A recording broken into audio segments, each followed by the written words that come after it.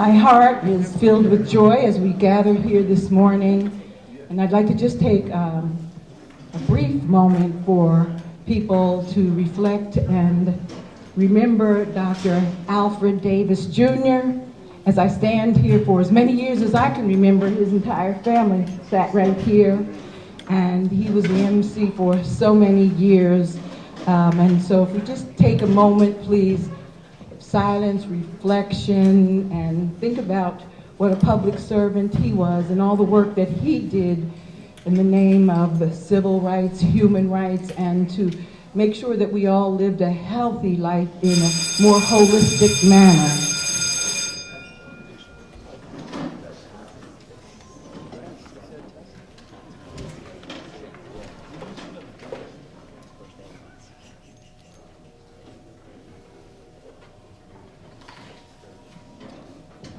We meet to remember the legacy of Dr. Martin Luther King, who called on Americans from all walks of life to work together to bridge barriers. He called on us to build dikes of courage, to hold back the flood of fear, cast aside bitterness, and rise above the narrow confines of individualistic concerns. That's so important now more than ever. Rising above the narrow confines of individualistic concerns for the broader good of humanity, and to work together on solutions to the most pressing problems in our community, our churches, our mosques, our synagogues, temples, in our communities, townships, barrios, ciudades, rural and remote areas, and on our reservations in the nation and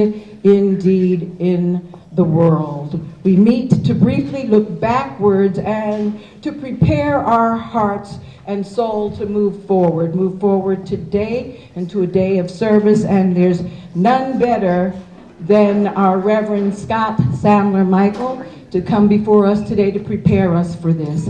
Thank you so much for being with us today. Co-Reverend at the Unitarian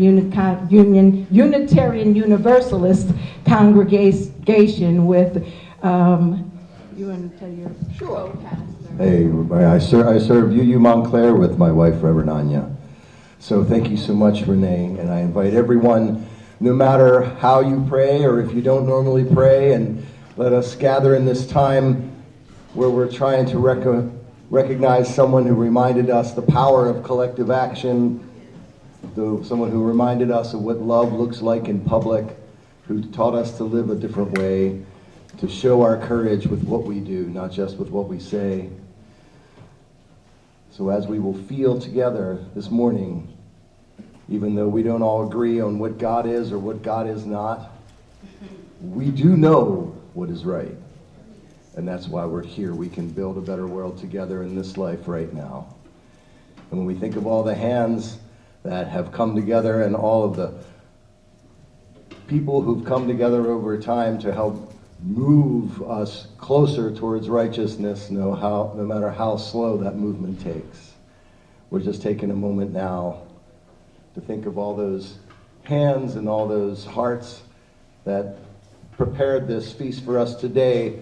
Almighty, we hope that we are able to show our reverence and our thanks for the bounty that we're about to partake in together in this collective breakfast this morning. And as we ponder this bounty from which we will benefit and which we will share together, let us always remember that sadly too many people in this world, in this country, even in this town, go without such bounty. So in the spirit of thanks and the spirit of grace and the spirit of togetherness, we bless our meal this morning and we bless our time together. In the name of the holy, by whatever name you call it in your heart, we pray. Amen. Amen. Thank you. And at this time, Mr. Stanley White is going to, are we going to begin breakfast at this time? At this moment, I'm going to call the co-pastor of the Unitarian Universalist Congregation, co-pastor Anya Samler-Michael, to the podium. And she's going to just help us to move our spirits into the moment and become very reflective before we invite the amazing combined Montclair High School choir under the director of Mr. Samuel Melman, who will immediately follow. It's always a blessing to have our young people here and people that are willing to actually give up their morning where maybe they could have slept in a little bit later, definitely wouldn't be here. So I personally am very grateful that you would be here as students and that all of you chose to be here and be in the moment with us. And thank you so much, Co-Pastor Anya, for being here and sharing with us. I'm so grateful.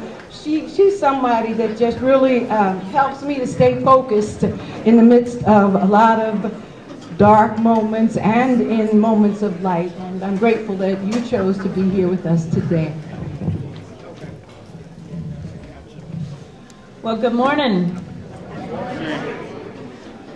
To begin, I want to invite us to situate ourselves here in this particular moment in time, this particular moment in history. Why? Because it is so easy in this world when so much seems to be happening in every moment, when there's so much information, to forget where we've been.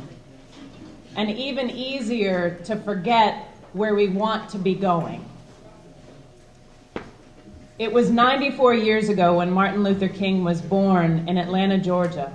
94 years ago. It was 57 years ago when he visited the Montclair High School to give a retirement speech in honor of Reverend D.C. Rice of the Union Baptist Church. And it was a bare 2 years after that his life was stolen in Memphis, Tennessee. It was 206 years ago that James Howe was manumitted from slavery by Nathaniel Crane.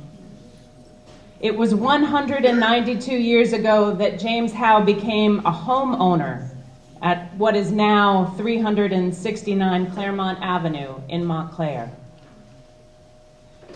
It was 93 years ago when wealthy whites living up the mountain attempted to remove the settlement of African Americans living on the Howe acreage. It was 15 years ago that developers sought to relocate the Howe House to the Montclair History Center, where it was to be interpreted as slave quarters.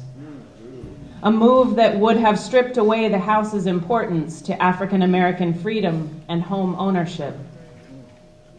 And it was just a few months ago when the home of James Howe was listed as an investment opportunity.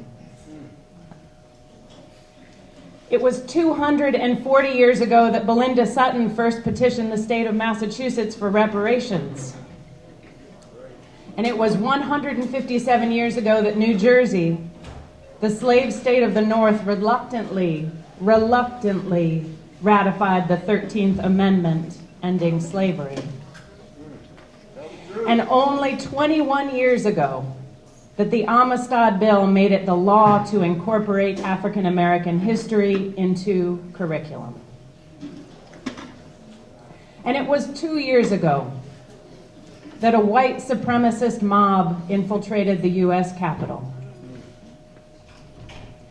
And it was just a few short months before he was shot that Reverend Dr. King preached in a speech titled, "The Other America," this: "We must see that the struggle today is more difficult because now we are struggling for genuine equality. It is much easier to integrate a lunch counter than it is to guarantee a livable income. It is much easier to integrate a public park than it is to make genuine, quality, integrated education a reality." So may this moment that we're in right now, this moment, may it be about the movement. This moment, may it be about the movement to genuine, quality, integrated education and equality. And may God be present in all that we think and we do. And may we be grateful for the chance to be with one another in this work. And may we be grateful for the grace and the strength that Brother Martin Luther King manifest. And may we know that that grace and that strength is a gift of divinity, of the way the Holy guides those that work for righteousness. Amen. Thank you so very much. Amen. Mr. Malman, if you would please bring.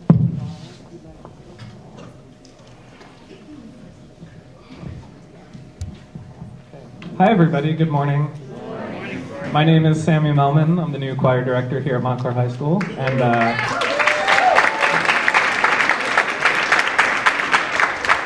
we've got students from all three choir groups here at Montclair High School singing today, and it's a great honor to be a part of this. So thank you so much for having us. We're going to start the day with the Black National Anthem, Lift Up Your Voice and Sing. So come on up. Please join along with us and open up your booklets. Words are on the back of your program.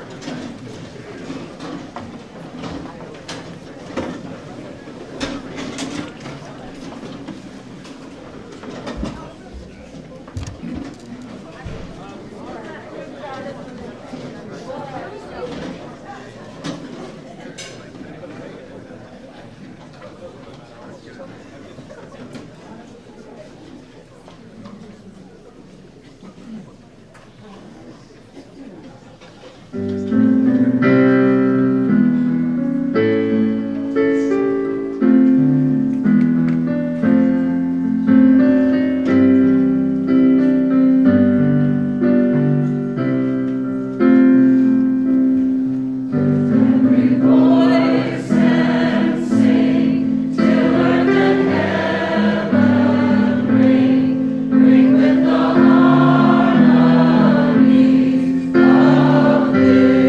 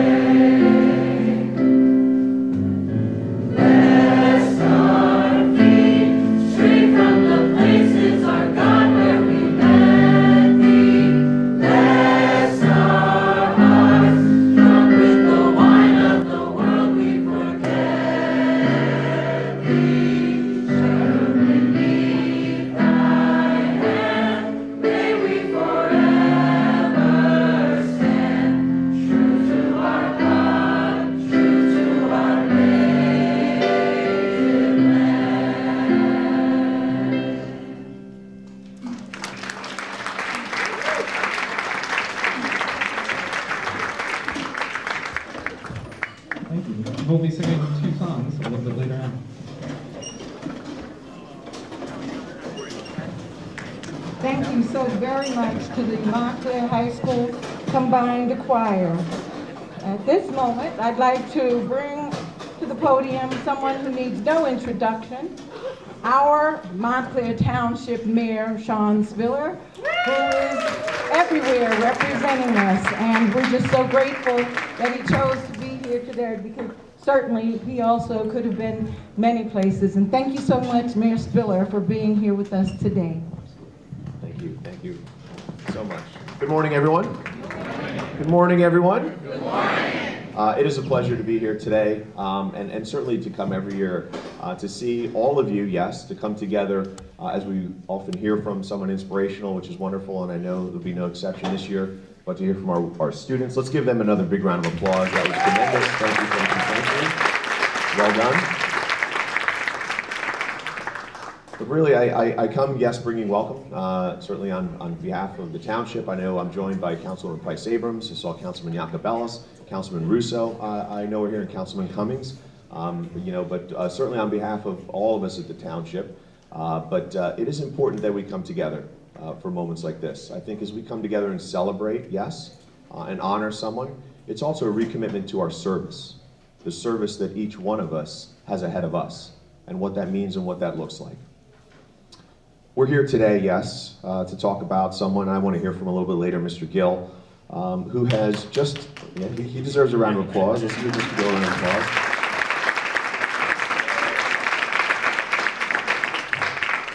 Who really fits into the work of what we celebrate here today. And what I mean by that is this: I've spent the weekend at a number of human and civil rights celebrations and other events, and in every one of these spaces, we've come together to say that we would not be where we are without the sacrifice of so many, and without all of us coming together in this important work. As a fellow educator, I have to say I'm also so impacted by the fact that Mr. Gill's years of service, over 50 years, have been impacting our students, each and every one of those years. That's a tremendous and awesome responsibility and a tremendous impact.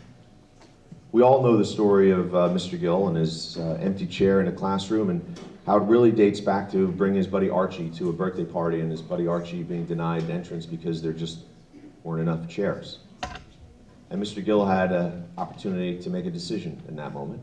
Would he go in on his own, or would he go home with his friend Archie and stay united as brothers? And that's the decision that he made. But from there, he also committed himself as an educator to make sure he always kept an empty chair in his classroom, and to talk to his kids about the importance of standing together in support of equity and equality and justice. And I often think about that, what that must have been like just a few years later in 1963, when Mr. Gill listened to the words of Dr. King and "I Have a Dream," and how treating everybody not by the color of their skin, but by that content of character, what that must have meant for him, hearing that, knowing that he also was playing a role in that work, in that journey for justice. Those words are certainly differently felt by someone who's experienced the hatred and the challenges that are there, but also someone who's been an ally along the way. And I think as our community, we're so fortunate to have Mr. Gill and so many others who have done their part, their service, for over half a century. Now, we know that not any one person is going to solve the challenges that we face, and certainly no one's going to solve the problem of racial discrimination. No one person can do that, but all of us together, committing like we have all seen, from Dr. King, Mr. Gill, and so many others, that is the work that is ahead of us. So I say this, as we honor and celebrate Dr. King, as we do so with this commitment to service in our community, we must also always remember that, as Dr. King noted, we will live together as brothers, or we will perish together as fools. That is the work that is ahead of all of us. And as we look around as community, that's the commitment that I know we have for one another. Because there is injustice still, and there is work to be done, so much so.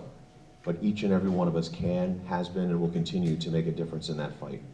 And we come together on days like this, on mornings like this, to recharge, to energize, and to recommit for our students and the generations that come after us to make this world just a little bit of a better place. So thank you very much for all that you do in that work. Thank you very much, everybody.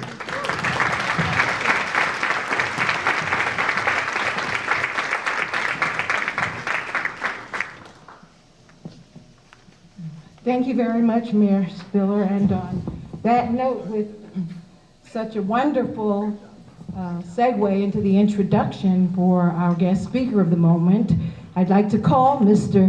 Daniel Gill to the podium.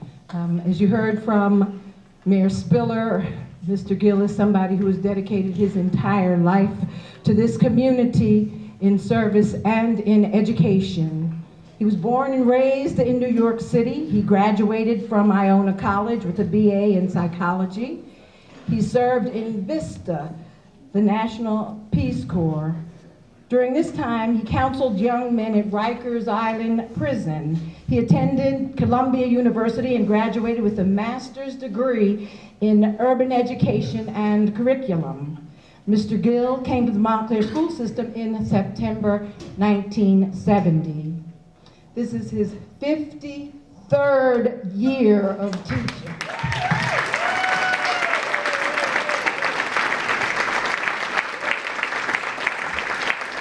Thank you so much. 53 years.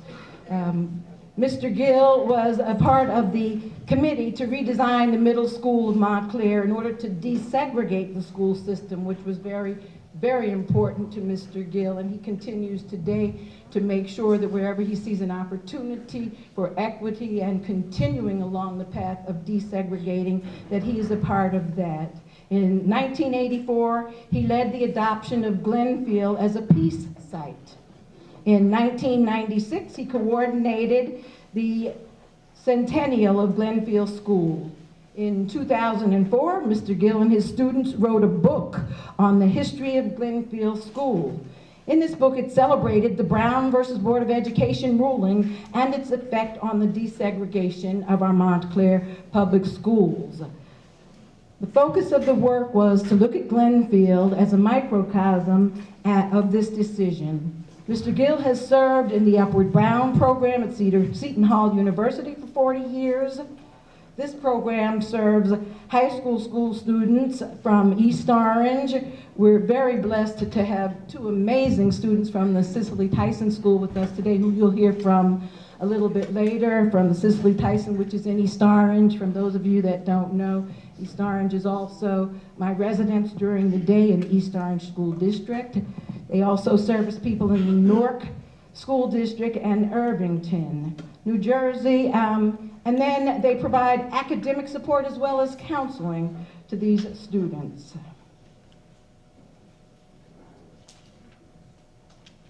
Mr. Gill was the recipient of the Robert Merrill Scholarship Award from Cornell University and was awarded the Euphema Lofton Haynes Award from the Montclair NAACP. I see the president of the Montclair NAACP, Mr. Roger Terry, here, and some of their board members, and I'm sure that they all recognize the greatness of Mr. Daniel Gill when they awarded him with this high honor. He is part of the recent documentary about The One That Got Away. This dealt with one of the students, as Mayor Spiller mentioned earlier, one of his students, and how he fell into a gang culture and subsequently was arrested and imprisoned.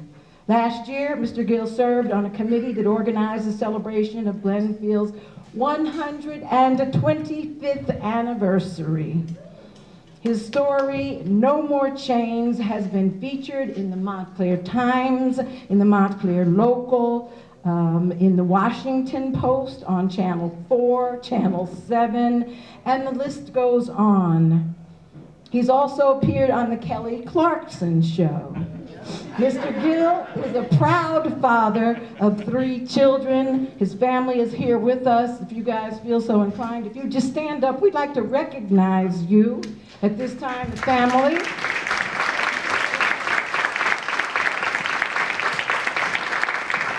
He enjoys spending time with his 3 children as well as his 6 grandchildren and his wife, Michelle, who has always proved to him and been there with support and encouragement. At this moment, it gives me great pleasure and honor to bring before us today Mr. Daniel Gill. The Honorable Daniel Gill. Thank you, Renee.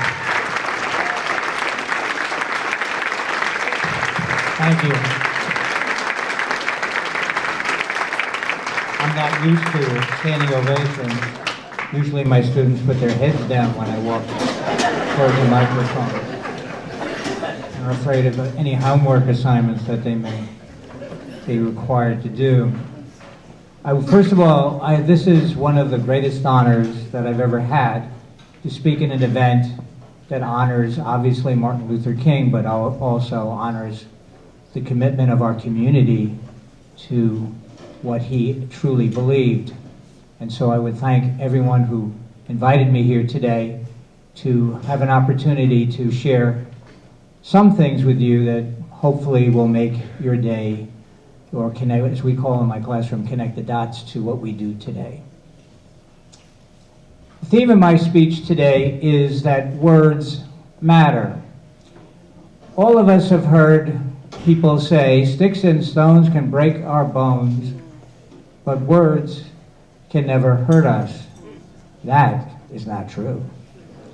Each and every person sitting here has been hurt by words. And each and every one of us has been touched, hopefully, by someone's words. Words matter. Do you remember your first word? Mine was donuts. That tells you the course of my life towards the breakfast table. Do you remember the first word of your child, your grandchild, a niece, a nephew, and how excited you were to hear that word? To hear that connection of words to you. Words matter. Do you remember your first nursery rhyme? Jack and Jill went up the hill. Do you remember the aspect of how they rhymed and how cool that was? The rhyming of words, taking words and putting them together in such a way to make you laugh, to make you think. Words matter. Do you remember your first fairy tale that someone told you or you read? Once upon a time. Think about that. Isn't that what life's about? Once upon a time, we came together. Once upon a time, we had to fight to be together. Once upon a time, we went to this land where people got along. Words matter. Whether they're used in music, we just heard, lift every voice and sing. Doesn't that make you feel good to hear those words? To sing them in unison with other people who are like-minded? Words matter. Or when we read literature, these were the best of times, these were the worst of times. Words matter. Or in poetry, to be or not to be. Or to form a government, we the people, in order to form a more perfect union. Or when you want to make someone laugh. You know, I grew up on a one-way dead-end street. How I got there, I'll never know. So words can make us feel better. And let me show you someone who made me feel better because they saw an article about my story. This is what the letter looked like. Isn't that amazing? I never thought that anyone actually wrote to people who are on television until I started to get mail. And so now, guess what? I write words to the people I see on television. When I see someone doing something good or should be congratulated, for what they've accomplished or the challenges that they've met. So this is something he probably did in his workshop. He made a star. I didn't even think you could send stuff like this through the mail. You know, at first I said, no, somebody sent me a nunchuck. Oh my God. I must have gotten somebody upset. But it says, and again, it's really not about me, but he does say, Dan Gill is a star in our midst. And this gentleman lives in, he says, people do not come kinder than Dan Gill. That is the word here at 2001 South 40th Street in West Des Moines, Iowa. Now you can imagine how that made me feel, right?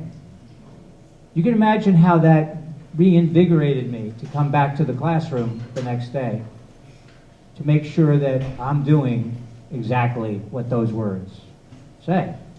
And that's what words do. But the best part of this is not so much what he said about me, but the fact that he had a story to share with me. And here is his story. I grew up in Hampton, Virginia, where I served people and gathered with Dr. King at the Lincoln Memorial and marched with John Lewis at Selma and taught in a black school prior to seminary and studied with Bishop Tutu and was arrested outside the embassy. You know, that's the one thing I haven't been done yet. I haven't gotten arrested, so I'm looking forward to that someday. You know, no insult to the police. But that's an amazing thing that stories do. It reminds you of your story, right? It's not so much my story, but your story. And one of the things that I spoke to my students this week as we explored what we're going to hear in a minute is how maybe the first words that Martin Luther King ever read was whites only.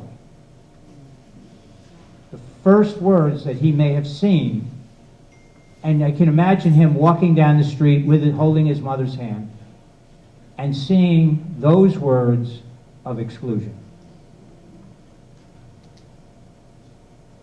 And yet, this man grew from that hatred into a man who preached peace. It's a lesson for everyone here. As we know in this day and age of communication, and especially with young people with their phones and how they use words on that phone. And not to blame them, their brains are not fully developed till they're 25. That's another thing we forget as teachers, and people who have children. And it's so easy for them to use words in the wrong way. And it is somewhat our fault because some of us do that.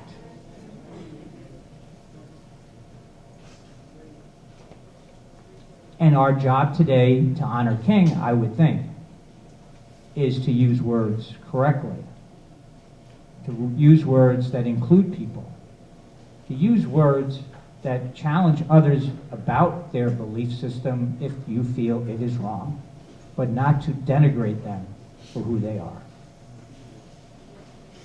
Today we celebrate the birthday of Martin Luther King. He's probably the greatest wordsmith of my time that I can remember.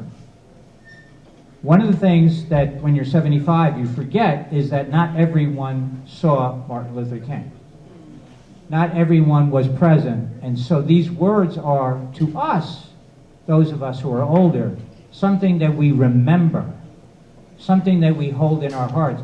But we forget that the young people sitting here, he's almost like some kind of superhero that maybe never existed. And I think that's what's important for us today, to remind ourselves that we need to make sure that these young people hear his words.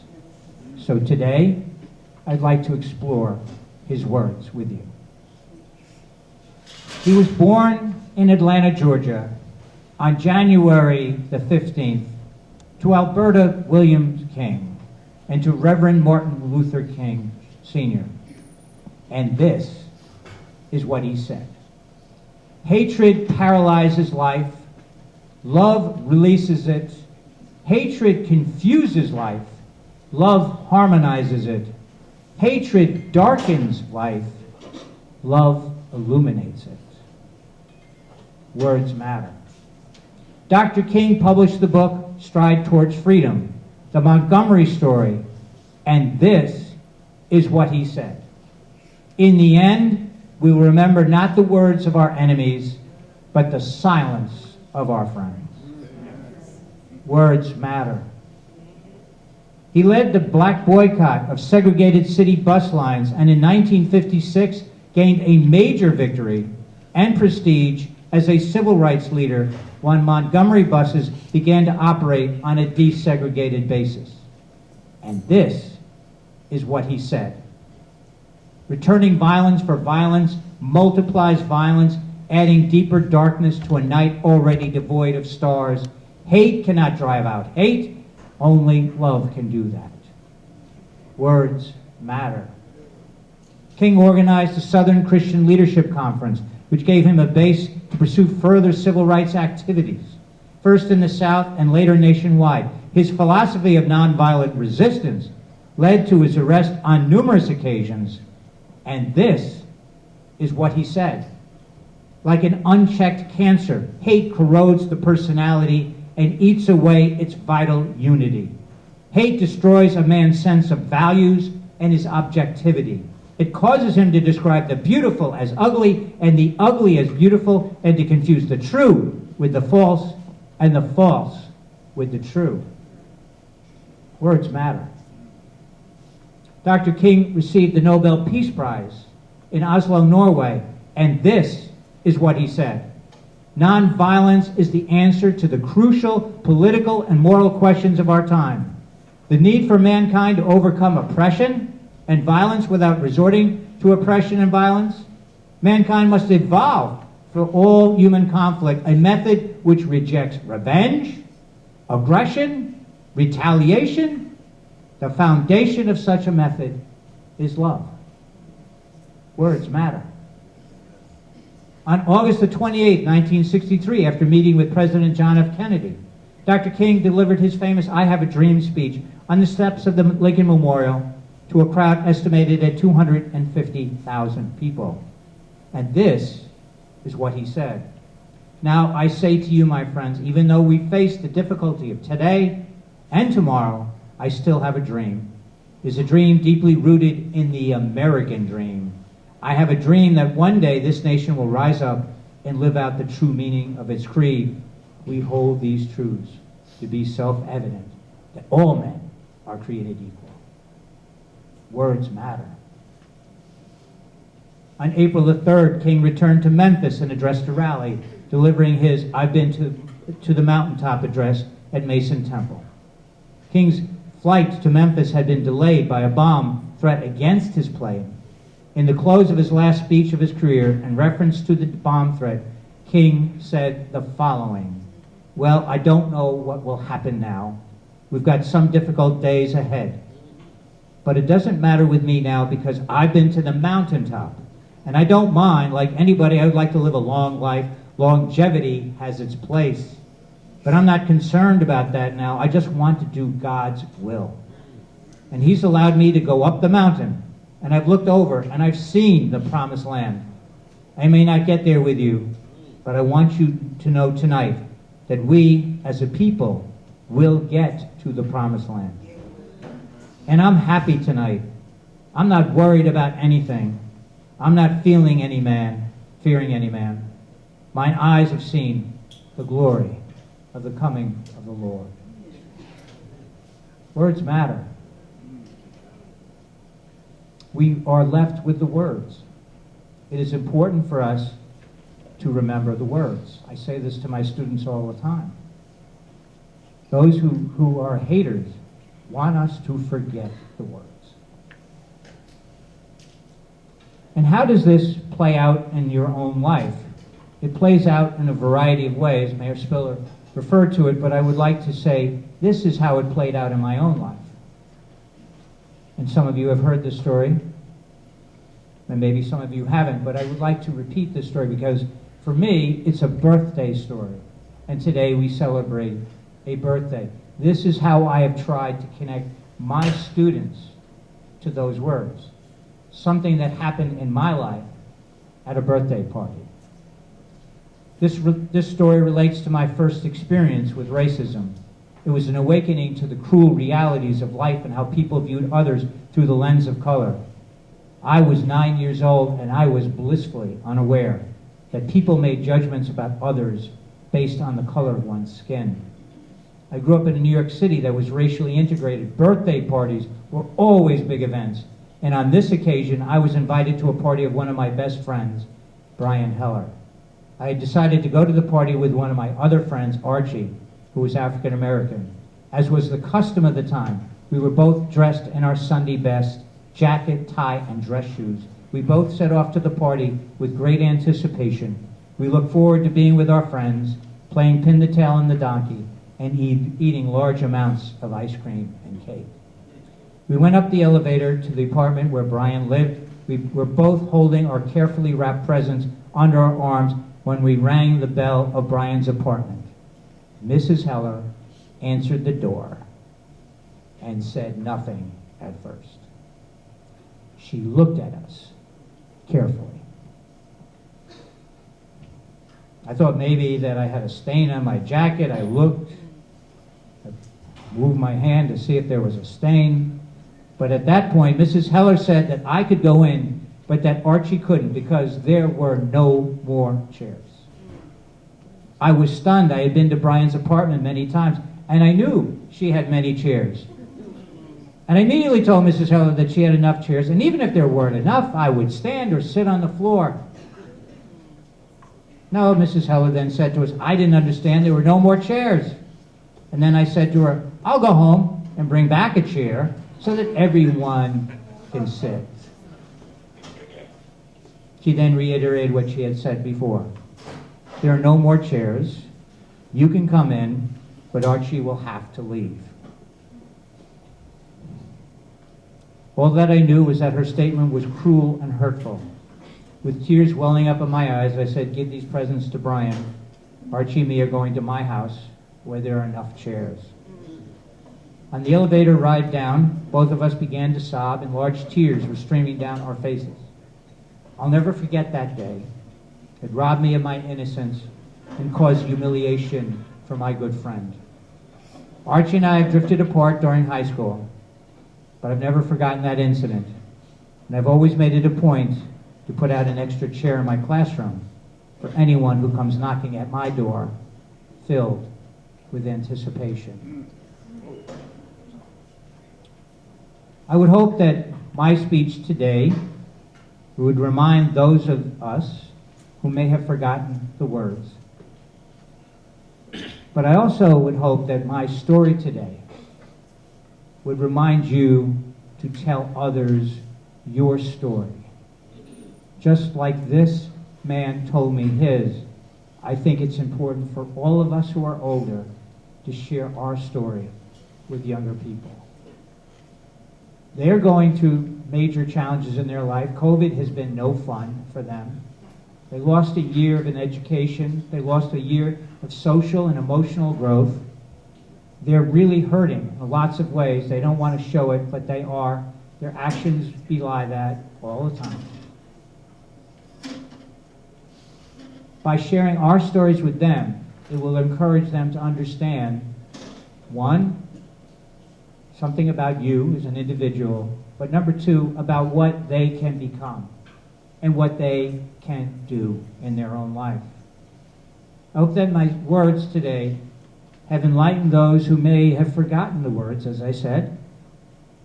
But most of all, I would hope that my words today would persuade us to use those words as an opportunity to do what is right. Today we celebrate and we grieve. We've all grieved someone who we've lost, who is near and dear in our hearts. Today we have a national grieving. It is never over. No grieving is ever over. 1968 could be yesterday to me. And I remember that day like it was yesterday. But with our grieving, we need to do things that are positive, things that are productive. That's what the words of Martin Luther King meant, and that's what his life was. The loss of a great leader can make us feel sad, but the loss of a great leader can remind us of all of us, of what we can do and how we can accomplish great things. Thank you again for this opportunity, and I would hope each of you would celebrate his life by doing something positive in the future. Thank you.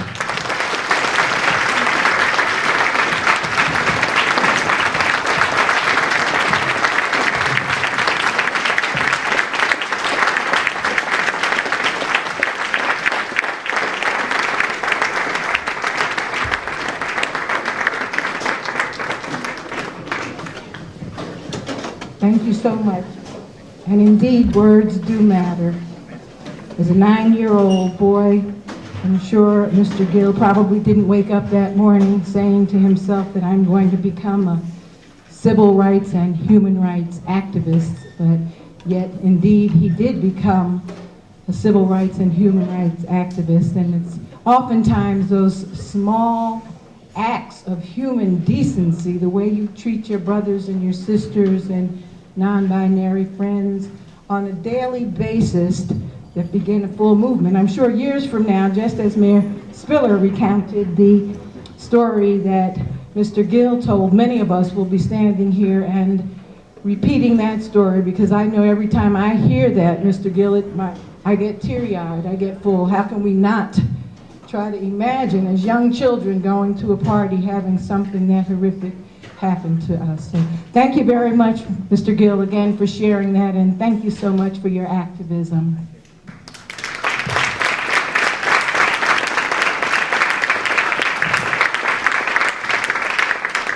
And at this time, I'd like to ask Dr. Jonathan Pons, the superintendent of our Montclair schools, to please join me at the podium and to share some words with you, with us. And again, he doesn't need much of an introduction. He's been here doing a great job trying to move our education forward, trying to work with our amazing Board of Education. Who are the members from the Board of Education? But just stand up, please, because I don't think we're going to have time to call everybody's name.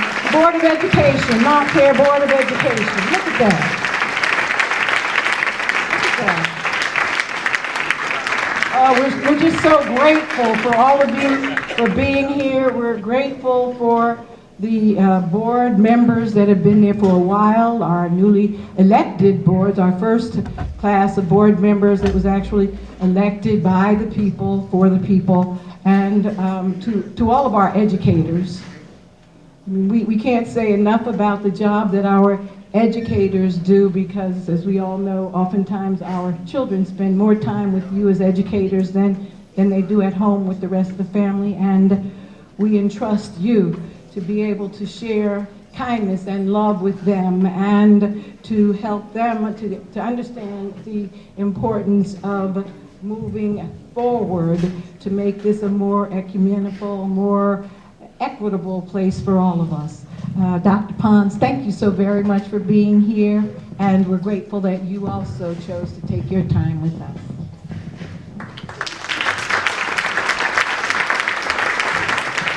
Well, first I want to say thank you. So in my Sunday evening Skype with my mother, I told her I was giving a speech this morning. She said, "Son, don't embarrass me." And so I'll give you some context to that. My mother grew up in Auburn, Alabama, in Lee County. During segregation. Went to a segregated high school, segregated schools. My aunt was arrested. Voters' rights. And my grandfather had to go get her out of Lee County Jail. So I want to say thank you, Mr. Gill, for what you've done in times of difficulty. You have to take a stand. Thank you. Thank you all for what you're doing in these times, and the times you have before. I want to recognize our educators who are here today, and our school nurse. Please stand, guys. I'm so happy you're here with us this morning. Come on, Mr. Jennings, Mr. Freeman, Mr. Pelly.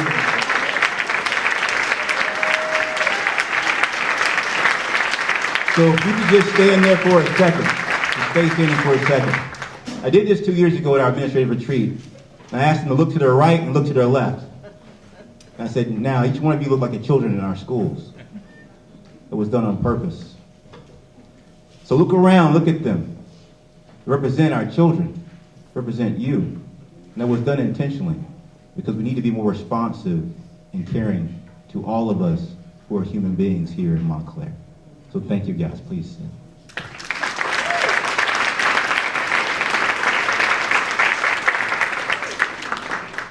So I want to say thank you to the entire Dr. Martin Luther King Jr. Scholarship Committee for not only hosting this breakfast. We are all here, we all come here together to honor the great Dr. King, but also for the scholarship funds and your unwavering support of our students. I also want to recognize and thank Mr. Stanley White, who has most gracefully handled all the details around this great day and epitomizes community pride and spirit. Now, as you see, we have a lot to be thankful for. And on behalf of the Montclair Public Schools, I am humbled. And I want to graciously and overwhelmingly thank our whole community for supporting our schools. To see how caring and committed this community is to making sure all children is remarkable. And I stand here to ensure you our school supports all children and families and becomes a beacon of service and support to the entire community. Life is busy at 22 Valley. Life is busy around our schools, but life is not too busy for our district to engage with families and the community and for the young and the old and of all ethnic and socioeconomic backgrounds to connect in celebration, to offer opportunities for growth, to provide services without barriers, and to play an active role in making our schools welcoming to community spaces. These are your schools. I and my staff are here to serve. What a better time to recognize and celebrate Dr. Martin Luther King Jr., his legacy as a civil rights leader and change maker. And on this special day, we look around the room, really take time to see our community and know, yes, know, as we work together, we can take care of each other. I'll end by saying God bless, and that all children can learn, and that all children are special.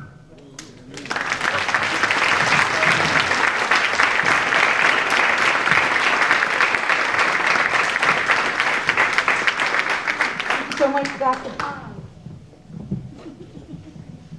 Superintendent of the Montclair Schools. Is the mic working? Okay. So we're going to move right along with the program, and this is a time when we're going to showcase some extraordinary students.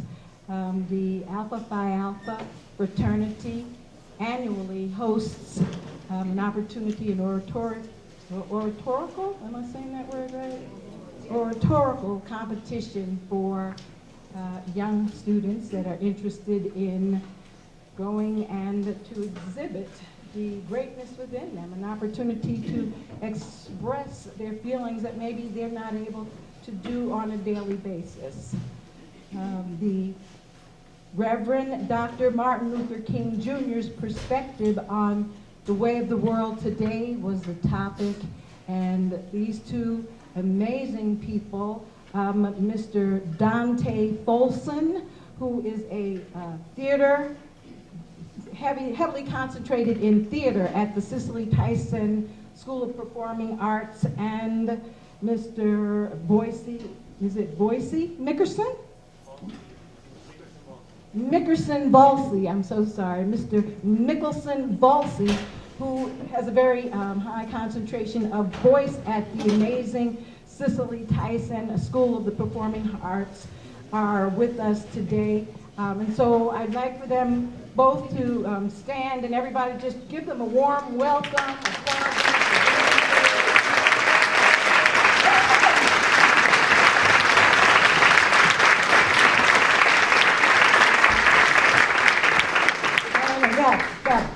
dressed up in a way that I'm sure, and I'm not going to try to speak for the Dr. Martin Luther King, but certainly the outfits that they have on are reminiscent of the old days when brothers certainly would dress up and look fine. You gentlemen are looking amazing today. White shirts too. All right, and so, which one of you wants to go first? It doesn't matter to me. You both look. All right, I'm going to close my eyes and just put my finger on one. Mickerson Boyce will be the next person to come. And again, Mickerson is a voice major or heavily concentrated. I don't know if you guys know about the Cicely Tyson Performing Arts School in East Orange. It's an incredible place where students actually have to try out to get into the school. They're either theater or artists, graphic artists, or voice majors. So I had a brief moment to speak with both of the gentlemen before we began and ask them what their concentration was. So you might hear some melodic tones as he delivers his speech for us. But thank you so much for being here today, and we're grateful that you're here with us.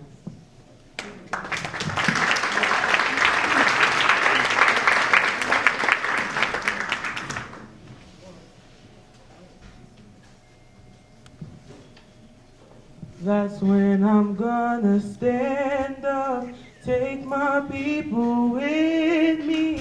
Together we are going to a brand new home, far across the river. And you hear freedom calling, calling me to answer. Keep on keeping on.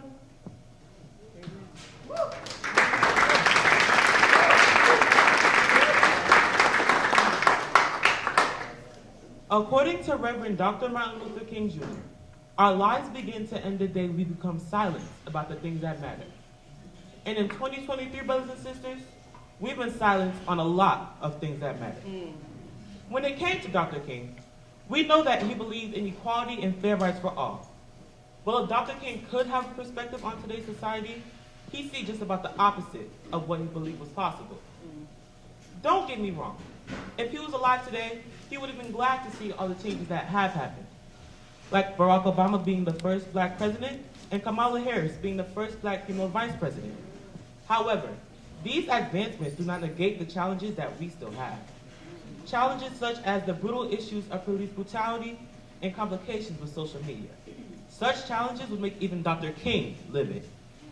To illustrate this point, social media or technology in general has changed so much over time. And now there are so many more ways to spread and share news worldwide.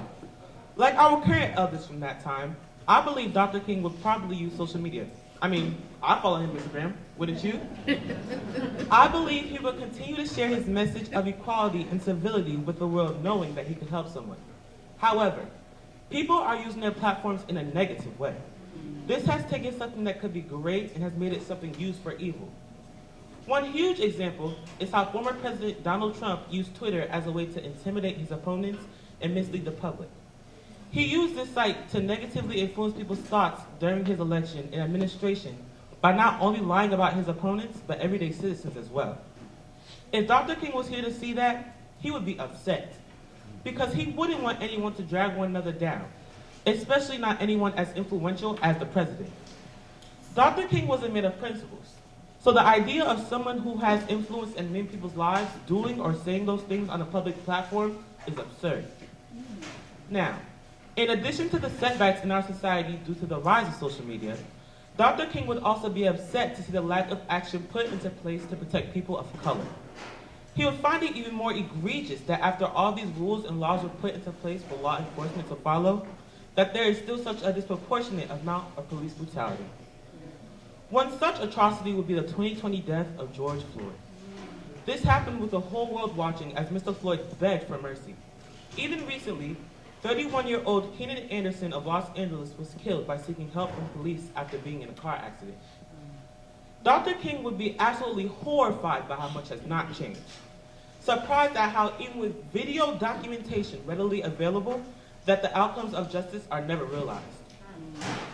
During the civil rights era, television was their form of social media. It was because the world saw images of black people being chased by police dogs and sprayed with fire hoses that the American people were caused to change their actions. Although it was bad back then, it's even worse now. People just stand back and record. As a result, we have become desensitized bystanders. Dr. King wouldn't be pleased knowing that we have the power to speak up and to step in to defuse these situations, instead of watching with our phones to document the outcome. Granted, Dr. King wouldn't condone violence, but I believe he would say that it's not okay to just sit back and let it all happen either. He would say that we should take more of a stand for ourselves, just like the people of his time did. To conclude, Dr. Martin Luther King Jr. would have a mixed perspective on the world today, because although we've made progression, we have regressed in so many other ways. Whether it came to social media or police brutality, there has always been such a large black backsliding shift in our society today. So I challenge you, what will you do today to bring Dr. King's dream back alive? Because I'm gonna stand up, take my people with me. Together we are going to our brand new home. Thank you.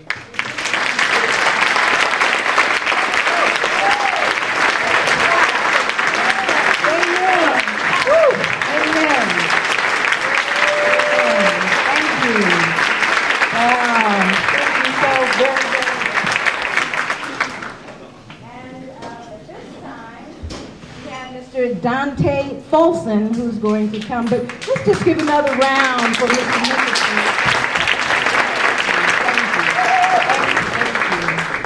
And as I said before, Mr. Folson has a heavy concentration in theater at the Cicely Tyson Performing Arts School. Thank you so much for being here. They do go to Hollywood from Tyson, you know.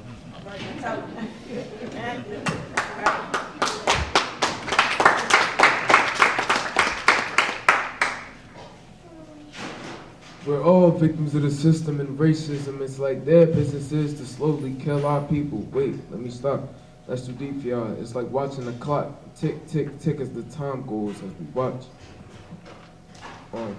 Presently, as people of African descent, we are at a crossroads. Will we keep fighting for what we believe is just, as we have been, or will we continue down this path of fighting and then eventually give up at the sight of the evolving strength of our oppressor?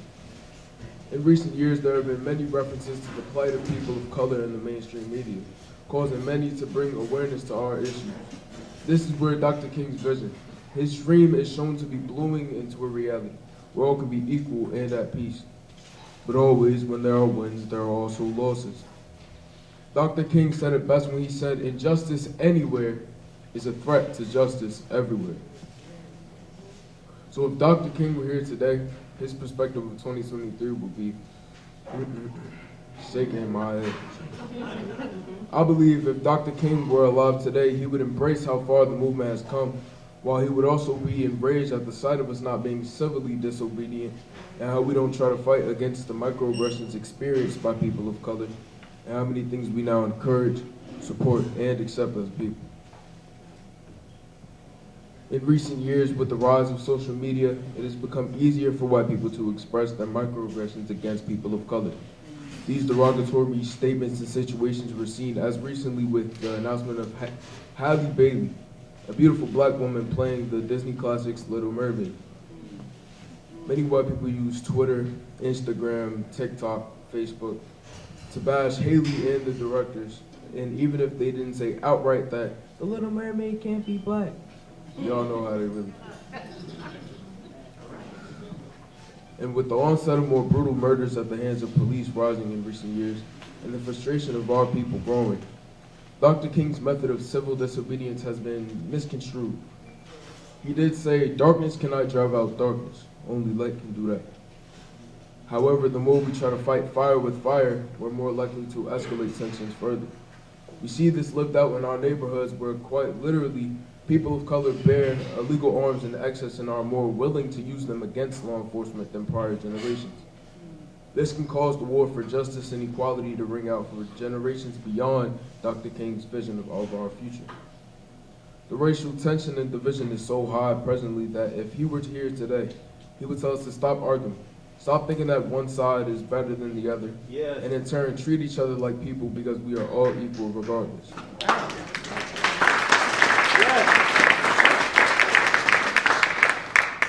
On the contrary, I think that Dr. King would be surprised about how many other movements have used his blueprint.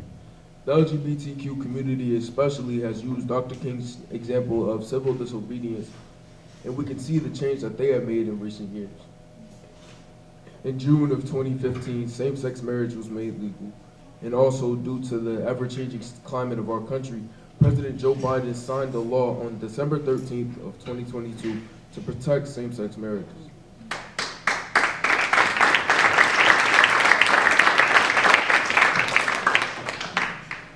Gaining this right makes a leap in the right direction.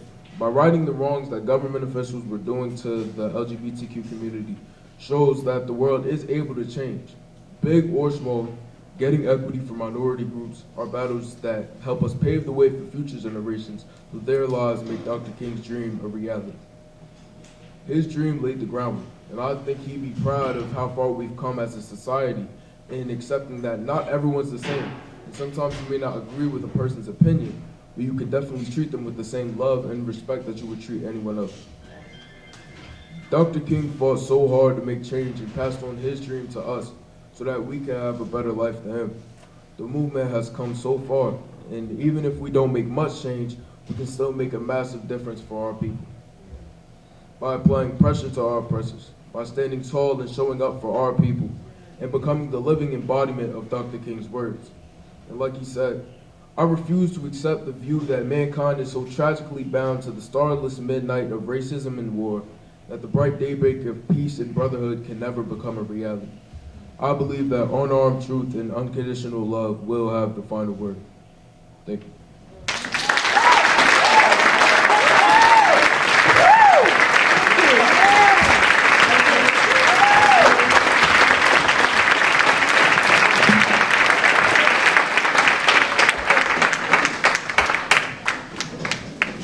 Thank you, Dante. That was incredible.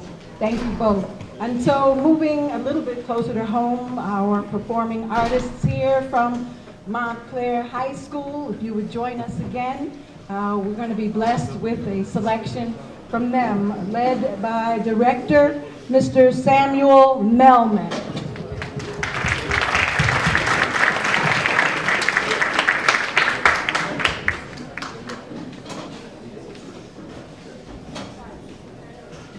Hey everyone. Thanks again so much to everyone who's spoken so far. So we're going to sing two songs for you now. Both songs were sung by Nina Simone, the first black classical pianist, an incredible civil rights advocate. She's moved so many of us with her voice and her playing over the years. She sang and performed at the March on Selma in 1965. We're going to do two songs. The first is a tune written originally by Duke Ellington for the 100th anniversary of the founding of Liberia. It's called I Like the Sunrise, and this will be sung by our honors choir and madrigals choir. And then after that, we'll invite up all the rest of our choir students, and all together we're going to sing another song that Nina Simone covered by Bob Dylan, actually called I Shall Be Released. So I hope you enjoy it. Thank you so much for having us be a part of this ceremony today.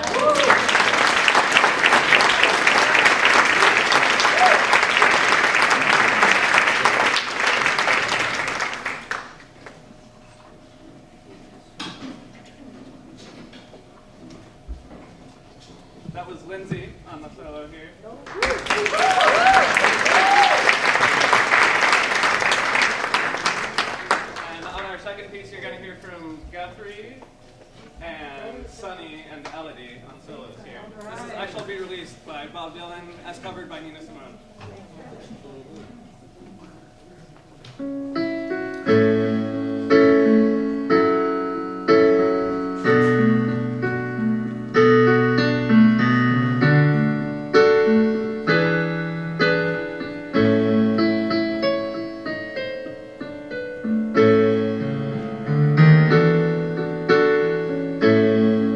They say that everything can be replaced. They say that every distance is not enough.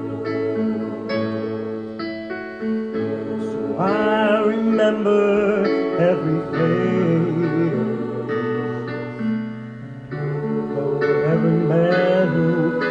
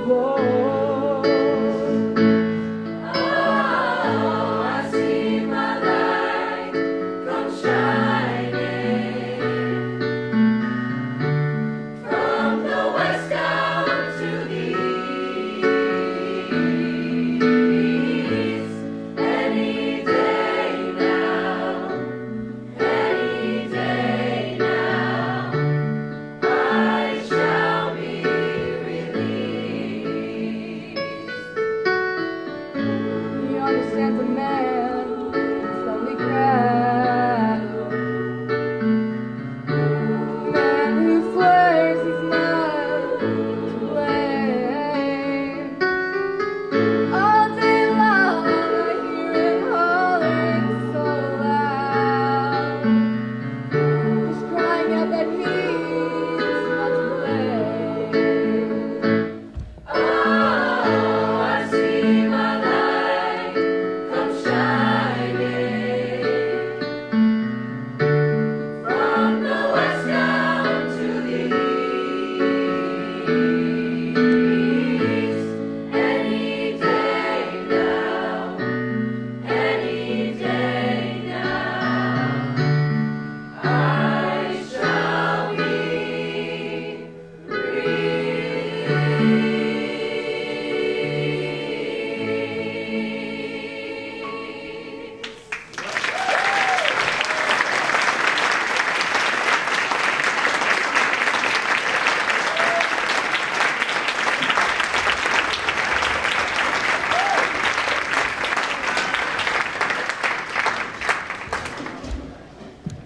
Those are all three choirs from Montclair High School.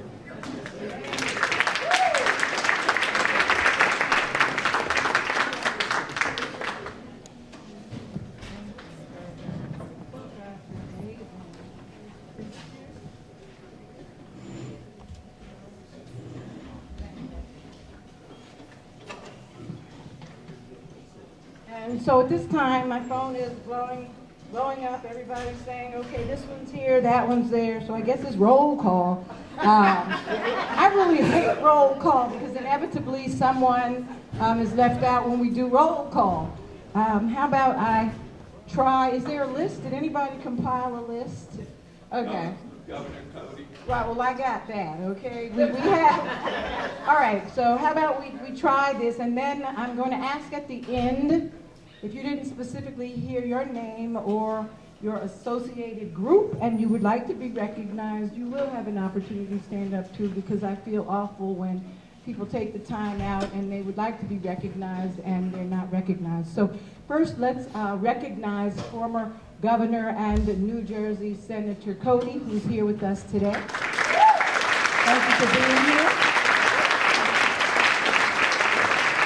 We also have Assemblyman McKeon is with us here.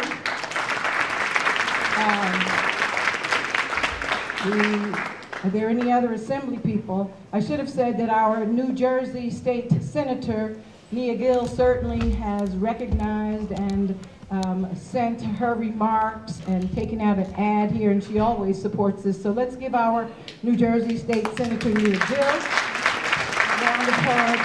Are there any other senators, Assembly people, former governors in the room? Okay, so that would bring us down to our commissioners.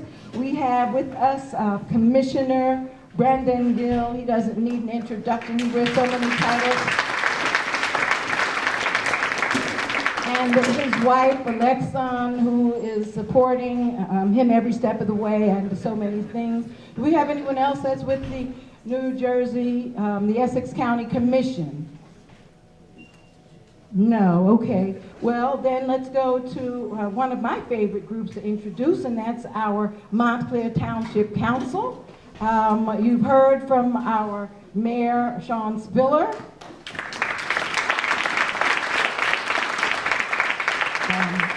I'm not sure if our Deputy Mayor is here. Deputy Mayor Herlock is here. I know he's supported us in the past. I see Councilperson Lori Price Abrams is with us. And I'm not going to wait and call our 4th Ward Councilman David Cummings last, because I used to always hate to be called last. I'm like, why do we always have to be called last? Do it in the opposite order. So Dave Cummings, 4th Ward Councilman. Okay, and we have our councilman at large, Peter Jacobellis, who's here.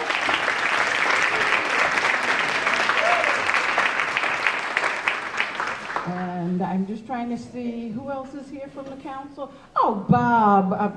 We all know Bob. We love Bob. He's been in service. How many years, Bob? Councilman Russo, Mayor Russo, I mean, so many titles. Bob, how many years of service have you given to the Township of Montclair? I'm in my 24 years. 24 years of service to the Township of Montclair. Thank you, Bob. He says that every year. I don't even believe it. He said my last year. We'll see. Okay, so anyone else from the council that I'm forgetting? I'm sorry. No? Yes?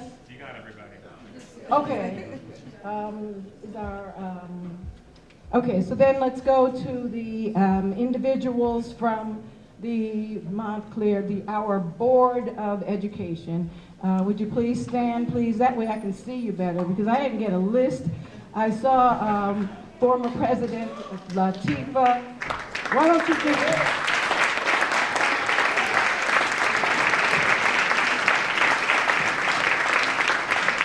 Here's what we're going to do. This is going to make my job easier. Call out your name.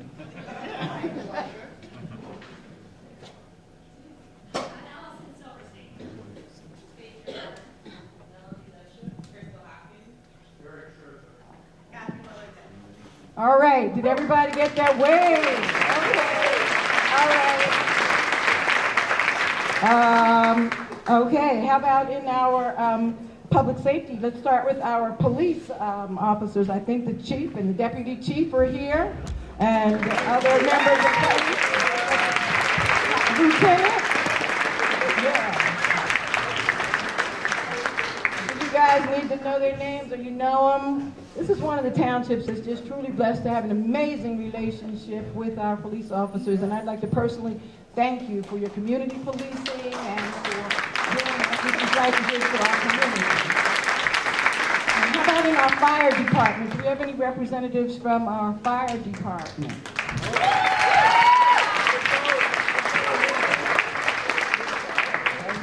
John Fierro from Montclair Fire Department. Okay, how about the Montclair NAACP? I saw that the president and some of their members are here. Would you guys please stand up and call out your names?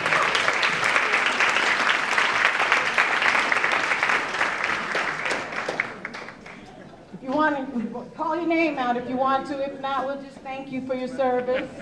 All right.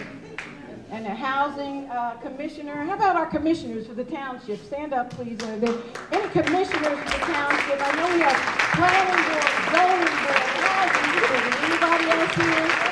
I saw so many public servants that are here. Who else are we going to do? There's so many organizations. Out Montclair, I saw people from Out Montclair.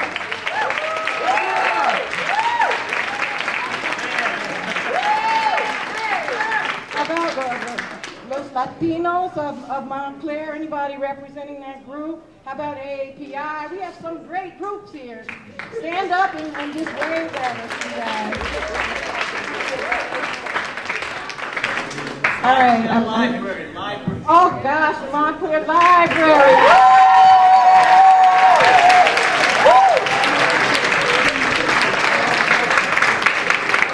And the library serves so many amazing purposes, including oftentimes to be a community center for us, a senior center for us, and lots of things. So thank you all for the amazing job that you do. We're grateful. Okay, so I guess our Zoning Board of Adjustment members, anybody from the Zoning Board of Adjustment? Okay, all right. So at this time, oh, you know what, and please forgive me, Lord forgive me, I'd like to have our clergy members, Montclair clergy members, they play such a paramount job to everything that's done in here. They're the leaders of our walk. Leaders of our walk.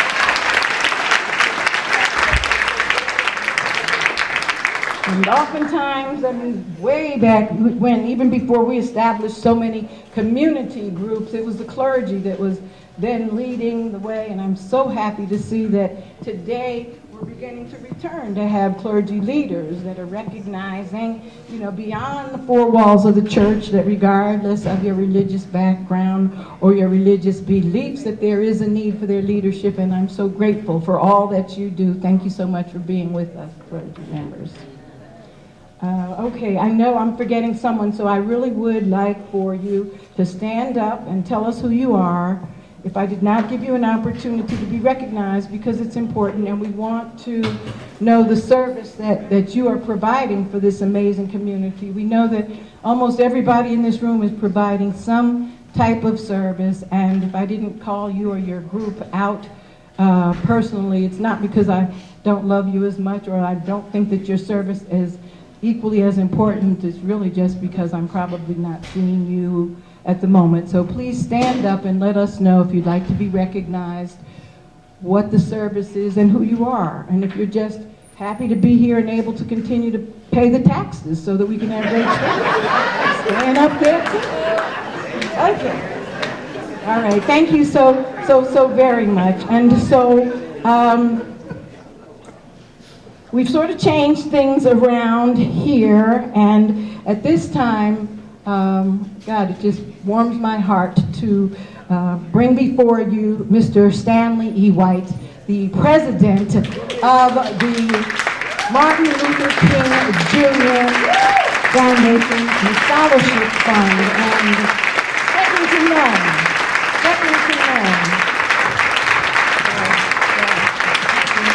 He has been doing this relentlessly for so many years with joy in his heart, and he prepares and does all of this almost single-handedly, regardless to those of us saying, yeah, we're helping, we're doing this. Stanley got that. And the thing that I love most about Stanley, among other things, is that he has always chosen community over chaos. And I think that that's so important. And thank you so much for what you do. I'm just excited to be a part of it. Thank you, Dr. Gospel.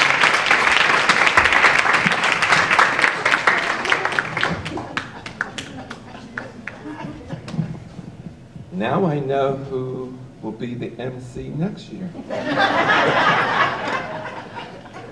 Fortunately, I've written out most of what I wanted to say, and Dr. Baskerville has covered All of it. all of it. I am pleased to see Governor Cody here.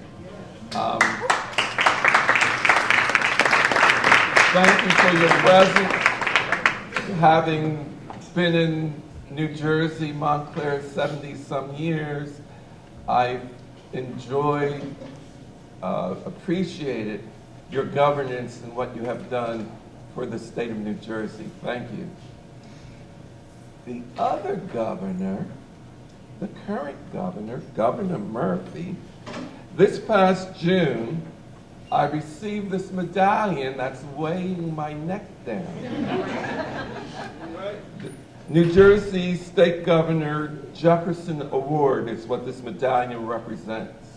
Although it was awarded to me in June, it really belongs to you, the Township of Montclair, because of your support, physical support and financial support.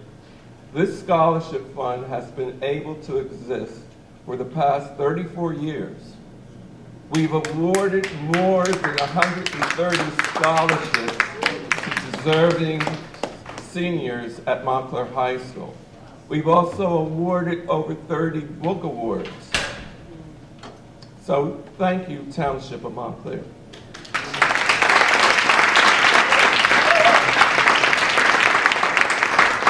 Deviating a little bit, thanks to TV 34, as well as probably some of you here, there are seniors, high school seniors, that may not be aware of the process for filing for scholarships. All high school seniors in the United States right now should be filling out something called a FAFSA form. F-A-F-S-A. It stands for free, I'll repeat that, free application for federal student aid. The FAFSA form, the completed form with the response from the process with the government, is an integral piece of what's needed to file for applications for scholarships at Montclair High School. The Montclair Scholarship Fund is the coordinating body, it's volunteers like this board, that oversees the scholarship program at Montclair High School. Once they receive the completed applications, the applications will be on their website beginning in February usually, and it's due around about the beginning of April, but all that information is on the website. That completed process then gets filtered by them depending upon the criteria that individual scholarship programs seek. And it's from them that our scholarship board receives 10 to 15 wonderful applications. The hardest thing that we have to do is to decide who not to give the scholarship to because they're all qualified.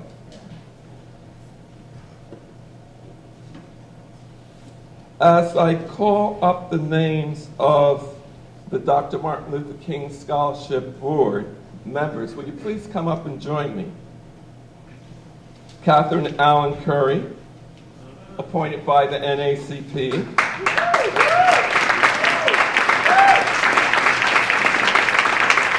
Carol Brown, our treasurer at large. And Carol has been the treasurer since the inception of the scholarship program 34 years ago. Monk In-Yang, representing the Board of Education. Florence Deming, at large. Catherine Nicholas, appointed by the Library Board. And I, Stanley White, appointed by the Town Council. And we also have our advisor, Dr. Renee Baskerville.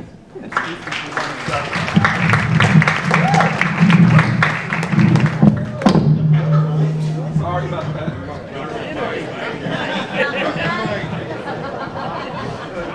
That brings new meaning to drop the mic. Yes, indeed. Okay.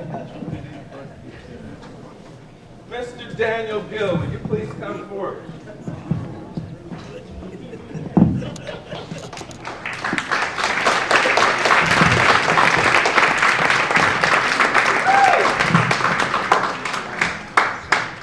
Thank you. I can't pay you. I mean, after 50... Well, you know, you make so much money in the Board of Education these days. They're here, don't say that too loud. But this is hopefully a memento to you for your years of service to the township and the students, as well as for your marvelous words of inspiration this morning. Thank you so much. Okay. All right. It says Daniel Grill, which is okay because I like to eat. But thank you.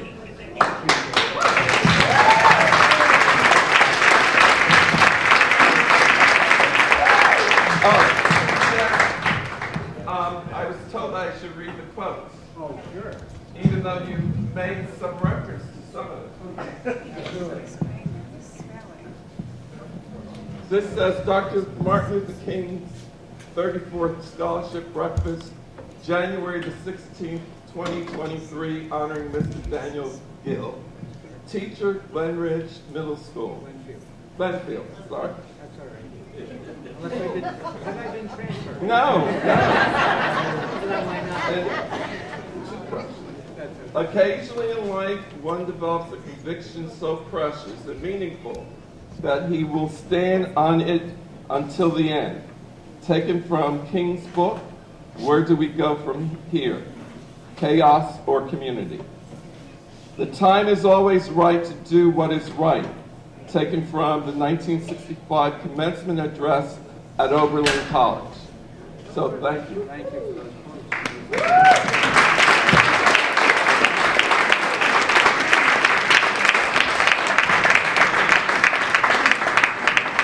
So thank you very much.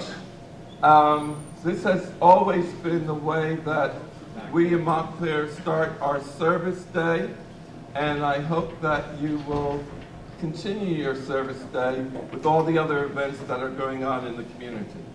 Dr. Bassett. Thank you so very much. And Reverend Anya, if you would join us down here once again, please, just to share some closing remarks, some remarks for us to take with us in our heart wherever we go, hopefully as we move forward in service today. And then immediately followed by the amazing combined Montclair High School choir. Is it a choir? Okay.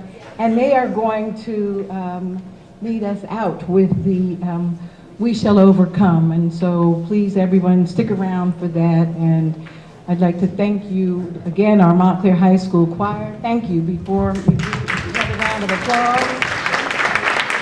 Thank you. Thank all of you for being here, and thank you so much. God bless you. It's fitting that we end, that we benedict, that we hear the good words, those words that mean something, from Dr. King. To combat racism, we've got to get rid of one or two false notions that continue to exist in our society. One is the notion that only time can solve the problem of racial injustice.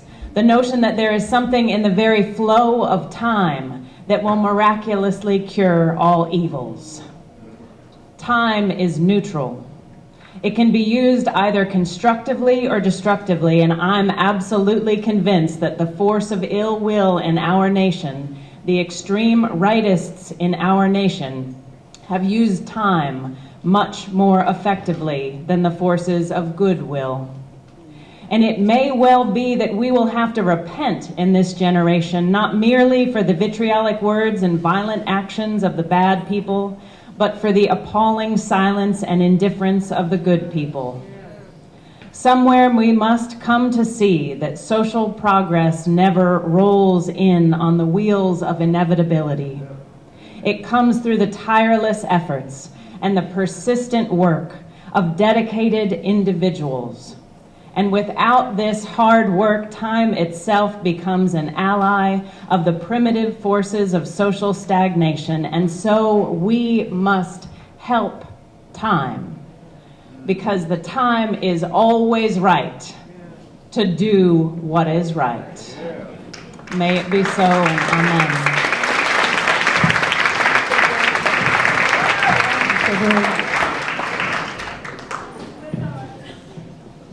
Everyone, as they move forward here, you can stand up if you're able and choose to do so. We're all going to sing together, "We Shall Overcome."